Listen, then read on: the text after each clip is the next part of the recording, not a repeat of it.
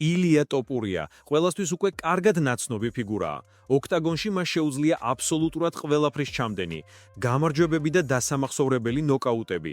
ალექსანდრ ვოლკანოვსკი, მაქს ჰოლოვეი, ჩარლს ოლივეირა. ეს სამივე მოგება რეალურად უთუოდ ერთ-ერთი ყველაზე იმპრესიული ამასულისფერი MMA-ის ისტორიაში.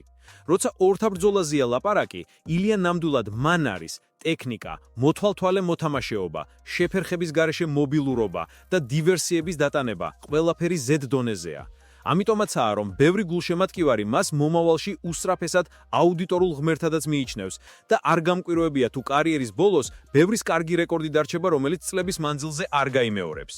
მაგრამ პრობლემა აქ არის სხვა. ტოპურიას უნარჩვევები ორთაბრძოლაზე გარეთ ხშირად ერთულება და ზოგჯერ თავშეუკავებელი ქმედებები ისე გვახსენებს, რომ მატჩზე კარგი, ცხოვრებაში ზუსტად არა. სხვა სიტყვებით, საოცრად პროფესიონალი მებრძოლი ქვედა გამოსვლებში ხშირად იქცევა მხიარულ, გაუგებარ ანტაგონისტად. და ეს არ არის მხოლოდ სარკაზმი, ეს რეალური შეხედულებაა, რომელსაც უამრავი მაგალითი აქვს. მისი პრესკონფერენცია ვოლკანოვსკისთან, ნამტირალების ანახაობა. ვოლკანოვსკიმ თავი თითქოს მოხუცად გამოიტანა, რათა დაესხა თავს VAL ნარატივს. ილია კი კონორ მაგრეგორის იმიტაციას ავლენს. სიარული, ლაპარაკი, იმიჯი, ყველაფერი ზედმეტად სცენაზე და ნახევრად პროვოკაციულად, რაც ფერფლდება უფრო მეტი თვითტაკვისა და მაჩვენე მე მაგარი ვარ ნაწილისკენ. მოკლედ, სცენაზე მან უნეთესად მოიპოვა მეტისმეტად ტრაიჰარდული შტაბეჭდილება. არც ჯო როჯანის პოდკასტზე გამოჩენა იყო ნაკრებ წასაღები. ტოპურია თავისთავად მოიყვანა წიგნების მოყვარულად, მაგრამ ინტერვიუში მისი განცხენილებებიდან იკვეთებოდა, რომ წიგნები მისთვის უფრო ილუსტრაციული მეტყველი აქვთ. მე ბევრი კითხულობს, ძირითადად თვითგანვითარების წიგნებს. და აი აქ ჩანს განსხვავება სხვებთან. ვინ ნამდვილად კითხულობს იმისგან, ვინც კითხულობს წიგნებს გასართობად და ცოდნისთვის, ან ვისაც წიგნის კითხვა უბრალოდ როგორც სოციალური ნიჰილიზაციის რესურსი აქვს. ბევრი ადამიანი, ვინც ნამდვილად კითხულობს, ამას არ წარმართებს ისეთ პრესტიჟულად და ამაღლებულად. მათთვის კითხვა მხიარულიც და დასამშვიდებლადაც არის. არ არის ერთადერთი საშუალება საკუთარი ინტელექტის ჩვენებისათვის. ეს წვრილი ნაპრალები დაცემისა და დაუცველობის შეგრძნებას აჩენს ილია ტოპურიაში. მისი ფსიქოლოგიური მახასიათებლები, შიგნიდან რაღაც მილსადენივით შედის, მიგვანიშნებს, რომ ის ეძებს მუდმივ external validations. მაგალითად, უჩვეულად შეიცვალა მეთახსა ელ მატადორიდან The Legend-ში და მერე ისევ უკან. ეს ყველაფერი თითქოს გამოდის იმან, რომ სანამ ჯანსაღად იმუშავებს ვარჯიშებზე და ორ კვირად კარგ ძირითად ფორმას აჩვენებს, მან გარეთ მაინც უნდა იჩახჩხოს. ეს გახდება პატარა მწვავე მოძრაობა იმისთვის, რომ ხალხმა და მედია დაინახონ. უკვე მიმდინარე თვე განსაკუთრებით უხერხული აღმოჩნდა. როგორც MMA-სა და ბოქსინგის გულშემატკივარს, ხედავდი როგორ შეიქმნა ილია გრუპი თერენს კროუფორდთან ფოტოს გამო. რაც დაიწყო მას შემდეგ, რაც კროუფორდმა სანდობით განაცხადა, რომ უყურებს MMA-ს და ახსენა კოდი გარბრანტი, როგორც კარგი ბოქსერი. ამ ყველაფრის შემდეგ ილიამ გამოაქვეყნა ფოტო, სადაც ის და ტერენსი ერთად დგამდნენ და დაწერა, ვინ მოიგებს ფაიტში. და მერე დაწერა, რომ მას პირველ რაუნდში ჩააძინებდა. ეს არ იყო უბრალოდ გულურყბილო თხოვნა, ეს პირდაპირი შეცდომა იყო. თერენს კროუფორდი არის ამ დროისთვის ერთ-ერთი საუკეთესო ფუნთ-ფუნტზე ბოქსიორი მსოფლიო დონეზე და ილია, მიუხედავად თავისი დომინანტური როლისა MMA-ში, არ არის იმავე დონეზე ბოქსინგში. ასეთი განცხადება გარეთ გამომავალი იყო მეტი დაცინვისა და პროფესიონალური დისკრედიტაციის მიზეზი. მოკლედ, ეს გაუფასურდა MMA-ის პროფესიონალიზმ იმ წვაცაზრისით, რომ თითქოს ვიღაც მზად არის თავისი სახელი გაცვალოს საბოდრის სანახაობაზე ერთგვარ კლოուն შოუზე. და აქვე უნდა აღნიშნო, ეს არ არის მხოლოდ ჩემი მოსაზრება. დანა ვაიტმაც თქვა ეს ასე მარტივად. ბოქსელები მიდიან MMA-ში და იქ უჭირთ და პირიქითაც. ეს ორი სპორტი აბსოლუტურად სხვადასხვა დისციპლინებია და ცალკე სოციუმი, წესები და სტრატეგიებით. ამიტომაც ილია ისე არ უნდა ჩაერთოს ამ ტიპის დებატებში, თითქოს ყველაფერში უნდა გაიმარჯოს, მით უფრო რომ კროუფორდთან ასეთი რეპლიკები უბრალოდ მოულოდნელი იყო და კონტექსტიდან ამოვარდნილი. ასევე ინტერნეტმა არ შეუტოვა ოჯახის პრობლემების თემაც, ტოპურიას პირად ცხოვრებასთან დაკავშირებული ჭორები გავრცელდა, რომ დაშლის მიზეზი შესაძლოა უნდობლობა იყოს. არ ვიცი ეს ჭორებია თუ სიმართლე, მაგრამ თუ ასეა, ეს უდამოდ დიდი მარცხი იქნებოდა მისთვის, განსაკუთრებით იმის ფონზე, რომ მან ხშირად სტილი და იმიჯი იხსენებდა კონორის მიმართ და მსგავსი პირადი დარტყმა იმის ილუსტრაცია, რომ დიდებული სპორტული მიღწევა ოდითგან არ არის გარანტია პირადი ცხოვრების კარგი კონსტრუქციის. ამ მოკლე შესავლის ბოლოს ილია ტოპურია ორთა ბრძოლაზე ძლიერია და დიდ ინტერესს იწვევს, მაგრამ გარეთ მის ქცევებში ხშირად ჩანს არასტაბილურობა, საკუთარი ღირებულების გაბედულების ძიება და სცენაზე ყოფნის საშუალებით საკუთარი ეგოს გამყარება.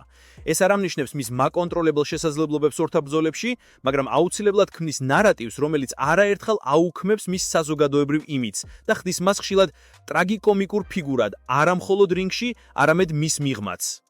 ტოპურიას მოულოდნელი და აგრესიული რეაქცია თერენს კროუფორდის მიმართ, სადაც მან პოსტში დაწერა, რომ პირველივე რაუნდში ჩააძინებდა ბოქსიორს, სრულიად აბსურდულად ჟღერდა. როცა ასეთ დონის სპორტსმენზე ლაპარაკობ, რომლის სტატუსიც უკვე pound for pound ნომერ პირველია, იქ უბრალო სიტყვები უკვე გემოვნებაზე არ მოქმედებს. ეს გახდა მორიგი სიგნალი, რომ ილიას უფრო სჭირდება საჯარო ყურადღება, ვიდრე რეალური გამოწვევა. იგი ცდილობს გადადგას იმავე ნაბიჯები, რაც ოდესღაც კონორ მაკგრეგორმა გააკეთა, როცა იურიქსის ფარგლებს გაცდა და ფლოიდ მეივეზერს დაუპირისპირდა. განსხვავება ისაა, რომ კონორი მაშინ უკვე იყო სუპერვარსკვლოვი, მედია მაგნიტი, ქარიზმატული სკანდალისტი და მისი ბრძოლა მეივეზერთან იქცა კულტურულ მოვლენად. ილია კი, მიუხედავად დიდი ტალანტისა, უბრალოდ ვერ არის იმავე კალიბრის ფიგურა. ფაქტობრივად მისი მცდელობა ამოიღოს ხმამაღალი სიტყვები „მე პირველ რაუნდში დავაძინებ კროუფორდს“, ოდნავ იდენტური ჩანს კონორის ჩრდილს. მაგრამ მთავარი განსხვავება ისაა, რომ კროუფორდი არ არის ფლოიდი. მას არც მსგავსი პოპულარობა აქვს, არც ისეთი ეკონომიკური იმპულსი. ამიტომ ასეთი ბრძოლა ვერასდროს გახდებოდა ფინანსურად მიმზიდველი. უფრო მეტიც, ტოპურიამ საკუთარი პოსტით MMA-ის საზოგადოებაში უკმაყოფილება გამოიწვია. რაში გჭირდება ეს განცხადებები, როცა შენი კარიერა ზენიტშია? წერდნენ კომენტარებში გულშემატკივრები. რადგან ამ ფრაზამ ერთი მხრივ დასცინა თავად MMA-ს. თითქოს მის სიძლიერეს აღარ აქვს ფასი, როცა ბოქსიორთან ბრძოლა გახდება პრიორიტეტი. სწორედ ეს ქცევა და ამგვარი ხმამაღალი განცხადებები ქმნის ილია ტოპურიას იმიჯს, როგორც მოჭიდავე, რომელიც გარეთ ხშირად კარგავს დაბალანსებულ ტონს. მაგალითად, მისივე გამონათქვამი ინტერვიუში, როცა ვიღაცას მიმართა, ის ბიჭი მთვრალია. ამ ტიპის ფრაზა შეიძლება ერთი წუთით სასაცილო ჩანდეს, მაგრამ საბოლოოდ აჩენს გრძნობას, რომ ილია იბრძვის არა მარტო მოწინააღმდეგეებთან, არამედ საკუთარ იმიჯთანაც. ეს პრობლემა ილიასთვის უკვე გახდა განმეორებადი. როცა ადამიანს მუდმივად სურს იყოს ყურადღების ცენტრში, ის იწყებს საკუთარ იმიჯის გადატვირთვას. მაგალითად, მისი სტილის ცვლილება, იმიჯის დამკვიდრების მცდელობა, ზედმეტი ექსპრესიულობა ინტერვიუებში. თითქოს ის ცდილობს მესამე ცხადოს, რომ არის არა მარტო მებრძოლი, არამედ ვარსკვლავი. თუმცა ამ ყველაფერს აკლია ბუნებრიობა. მისი საუბარი ხშირად გამოგონილ სტერეოტიპებს ემყარება. ზოგჯერ ილიას ეს ეჩვენება, რომ მაყურებლები მას მხოლოდ მაშინ დაინახავენ, როცა ზედმეტად ხმაურანად ისაუბრებს ან კონორ მაკგრეგორის იდენტურ ქცევას გაიმეორებს. სწორედ ამიტომაც ბევრი გულშემატკივარი ამბობს, რომ ილია ტოპურია იქცა კონორის პატარა ძმად. ტალანტით კი სჯაობს, მაგრამ ქცევით და პიარის ფორმით თითქოს მის ჩრდილში ცხოვრობს. ერთგვარი ირონიაა. ფაიტერი, რომელიც არასდროს დამარცხებულა, მაინც აგროვებს მარცხებს საკუთარ ქცევებით. და აქ მთავარი კითხვა ისაა, რომ რამდენ ხანს შეძლებს ტოპურია ამ მენტალურ თამაშში ბალანსის შენარჩუნებას. ამ დროს თერენს კროუფორდის რეაქცია კი ძალიან მშვიდი და ელეგანტური იყო. მან უბრალოდ ირონიულად მიუგო ჟურნალისტს. ილია ტოპურია ჩემს სიმღერაზე გამოდის UFC-ში? ო, კარგია, მისთვის კარგი იყოს. მე ამ ბრძოლიდან რა ფული მექნება? შემდეგ დაამატა, ის კონორის დონეზეც კი არ არის. გთხოვთ, ნუ შეადარებთ. მე არ ვიცი ვინ არის საერთოდ. ბევრი MMA ვნახე, მაგრამ ეს ბიჭი არასდროს მინახავს. ეს ერთი მარტივი პასუხი უფრო დამანგრეველი აღმოჩნდა ილიასთვის, ვიდრე 1000 დამცინავი ტვიტი. კროუფორდმა უბრალოდ აჩვენა რეალობა. MMA მებრძოლებს ზოგჯერ გონიათ, რომ მათი პოპულარობა ბოქსის სამყაროშიც ისეთივე ძლიერია, მაგრამ იქ ყველაფერი სხვადასხვანაირად მუშაობს. პოპულარობა, ფული, გავლენა, ეს ყველაფერი სხვა რამ წვესებით იზმორება. ამ შემთხვევამ გააჩინა კიდევ ერთი საინტერესო ტენდენცია. MMA მებრძოლები ხშირად ეძებენ, როგორ შეაღწიონ ბოქსის სამყაროში, რადგან იქ მეტი ფულია. მაგრამ ფულის მიღმა იკარგება სპორტის სუფთა ღირსება. თითქოს ილია, რომელიც ერთხელ სიამაყით იდგომ ორთაბრძოლის გუშაგად, ახლა ცდილობს სხვა სპორტში თავის დამკვიდრებას, რითაც თავად ამცირებს საკუთარი დისციპლინის პრესტიჟს. ამას ემატება ის ფაქტიც, რომ ტოპურიას მიმართ ბოლო პერიოდში გავრცელდა პირადი ჭორები. საუბარია იმაზე, რომ ცოლთან ურთიერთობა დაეძაბა და თითქოს მათ შორის დაშორება მოხდა. მიუხედავად იმისა, რომ ოფიციალურად ეს არ დასტურდება, ბევრი ამას ხედავს როგორც მორიგი კონორის მსგავსი ეპიზოდი. თითქოს მისი ცხოვრების ყველა სცენარი უკვე ვიღაცა სხვამ დაწერა და ის უბრალოდ მიხვება იმავე სცენარს. ზოგი გულშემატკივარი ამბობს, რომ ასეთი ემოციური მარცხი შეიძლება კიდევ უფრო გაამძაფროს ილია ტოპურიას ბრძოლის სული. Heartbreak ქმნის ახალ ველურს, ახალ мотивაციას. მაგრამ სხვები შიშობენ, რომ ეს პირიქით იმოქმედებს. შეიძლება მასზე ფსიქოლოგიურად მძიმედ აისახოს, როგორც ოდესღაც თეოფიმო ლოპესმა, რომელმაც ცოლის დაკარგვის შემდეგ პირველი მარცხი იწვნია. დღეს ილია ტოპურია თითქოს ორ სამყაროს შორისაა. ერთი მხრივ უდიდესი ჩემპიონი, რომელიც ჯერ არ დამარცხებულა, მეორე მხრივ ადამიანი, რომელიც საკუთარ ქცევებით თვითონაც შქმნის თავის კრიტიკოსებს და ეს არის მთავარი დრამა, რაც მის ირგვლივ ახლა ტრიალებს. ილია ტოპურია არის ის იშვიათი სპორტსმენი, რომლის მიმართ საზოგადოებაში ერთდროულად coexist მოდით ორი მკვეთრად განსხვავებული ემოცია. ამაყი აღფრთოვანება და თავბრუდამხვევი კრიტიკა. ქართველი გულშემატკივრის თვალში ილია არის ეროვნული სიამაყე, მებრძოლი, რომელმაც საერთაშორისო ასპარეზზე საქართველოს სახელი კიდევ ერთხელ ახსენა და MMA-ის სამყაროში საკუთარი ადგილი მოიპოვა ძალით, შრომით და დაუღალავი შრომის კულტურით. მაგრამ ამავდროულად მის გარშემო ტრიალებს შერეული განცდა. თითქოს ოკეანის მეორე მხარეს ყოფნა მას ჩამოაშორა იმ შინაგან თავდაბლობას, რაც ქართულ სპორტულ სულს ახასიათებს. ტოპურია ემოციების მორევშია მოქცეული. მისი ხასიათი თითქოს განუწყვეტლებ ებრძვის საკუთარ თავს. ერთი მხარე თავმოყვარე პროფესიონალია, რომელიც ვერ იტანს წარუმატებლობას, ხოლო მეორე მხარე ემოციურად დაუცველი ბიჭი, რომელსაც სჭირდება მუდმივი აღიარება და საზოგადოების მოწონება. ეს კონფლიქტი მის ქცევებში თითქმის ყველგან ჩანს. როდესაც ილია კამერების წინ გამოდის, ის აგრესიულია, თავდაჯერებული, ხმამაღალი და პროვოკაციული. მაგრამ როცა ის ინტერვიუში იწყებს საუბარს ოჯახზე, მიზნებზე ან თავის ბავშვობაზე, იქ ჩანს სრულიად სხვა ადამიანი, სუფთა გულით, გულწრფელი, თითქმის ბავშვური. ქართული საზოგადოება ტოპურიას მიმართ ამ ორი მხარის მიხედვით ნაწილდება. ერთი ნაწილი ხედავს მას როგორც ქართული სისხლის ძალას, ბიჭს, რომელიც უცხო მიწაზე გახდა მსოფლიო ჩემპიონი, რომელიც არ დაუხრია თავი არც ერთ მოწინააღმდეგეს წინაშე.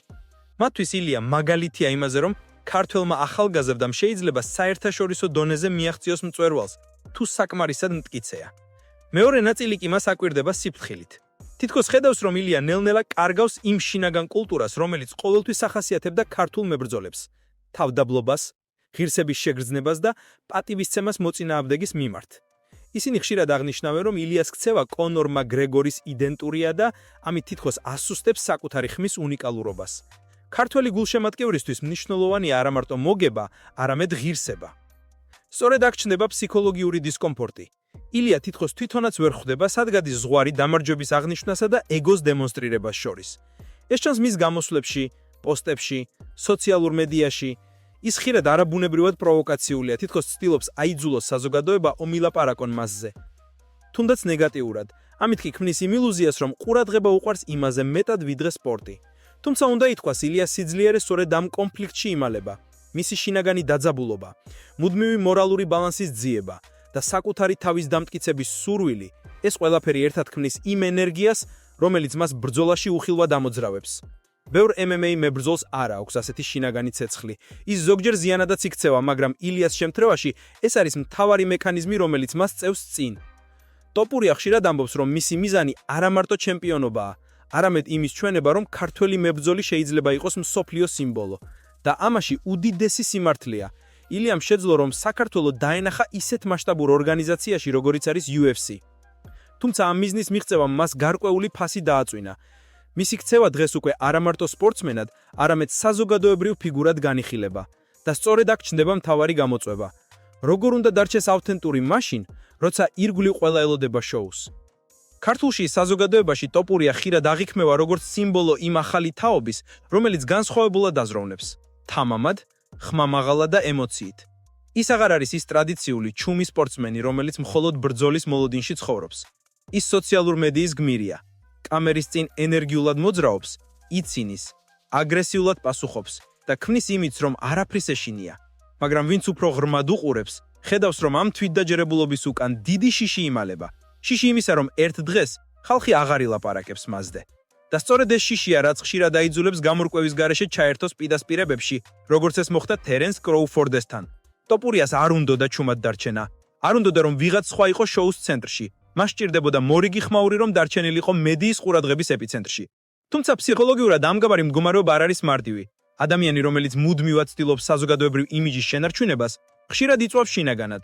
ამიტომაც არ არის გასაკვირი, რომ ტოპურია ზოგჯერ გამოჩნდება დაღილი ან დაკარგული.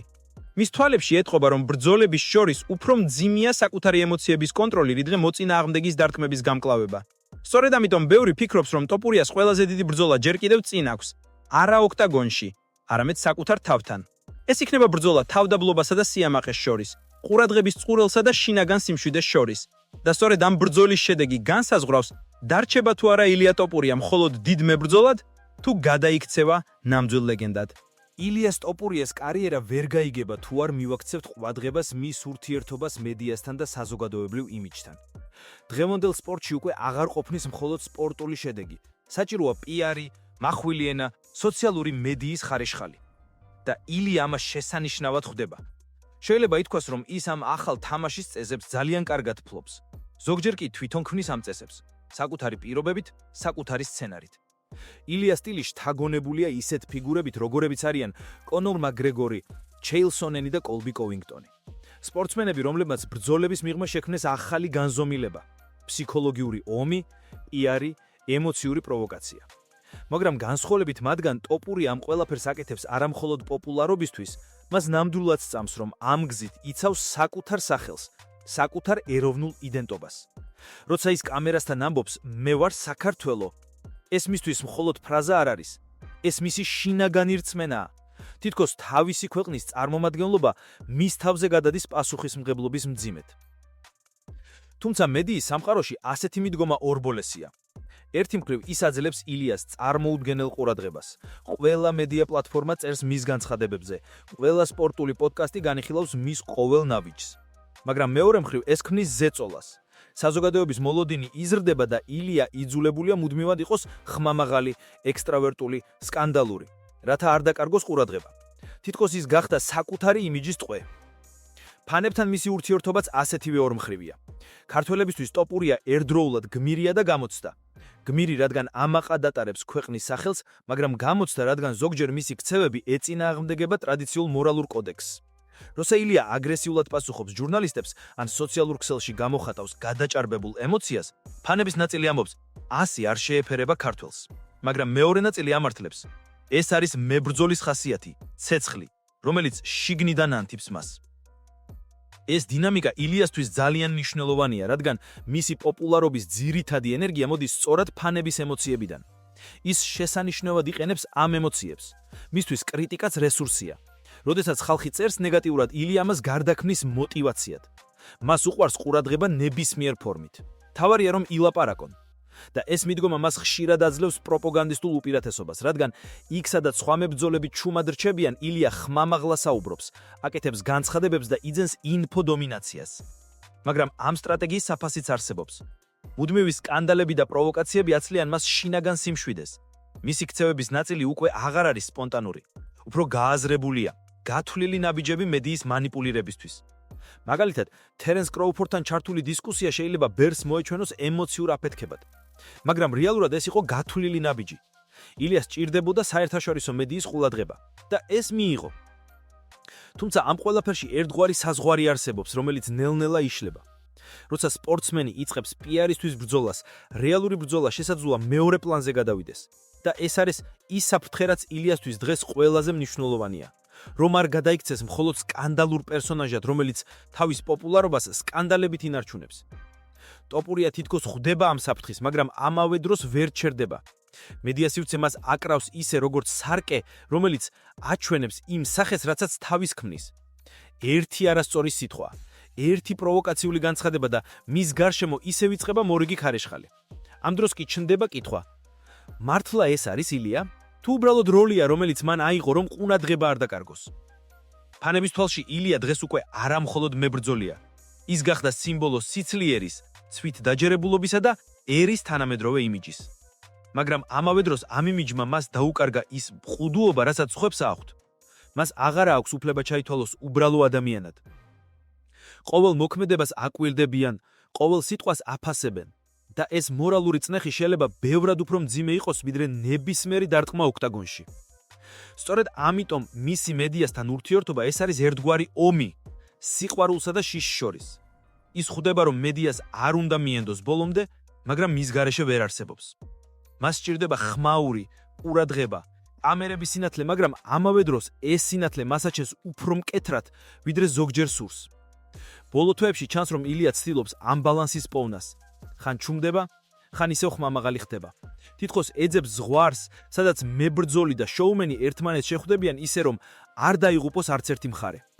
მისი კარიერა ამ თვალსაზრისით უნიკალურია. ილია ტოპურია არ არის მხოლოდ UFC-ს მებრძოლი. ის არის თანამედროვე მედია აერის პროდუქტი და ამავე დროს მისი არქიტექტორიც.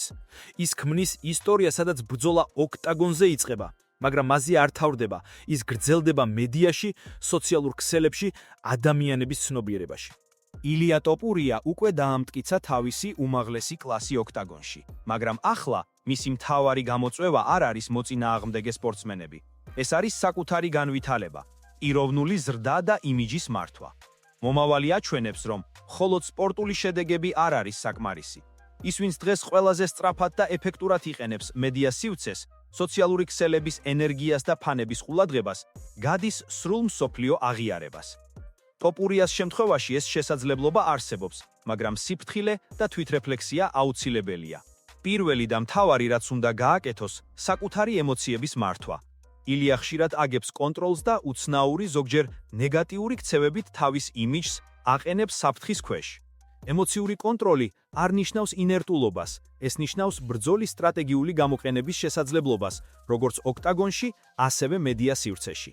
ქართველი გულშემატკივარი განსაკუთრებით აფასებს სპორტსმენს, რომელიც გრძნობს პასუხისმგებლობას საკუთარ ქცევებზე და ერთდროულად რჩება უშიშარ მებრძოლად. მეორე, რაც მნიშვნელოვანია, უნიკალურობის შენარჩუნება. ტოპურია ხშირად ასახავს კონორ მაკგრეგორის სტილს და ხასიათის ელემენტებს.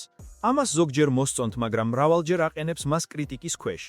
იმის ნაცვლად, რომ უბრალოდ კოპირებდეს, აუცილებელია იპოვოს საკუთარი იდენტობა, საკუთარი იმიჯი, საკუთარი მეთოდები, საკუთარი ფაიტერის ლოგიკა.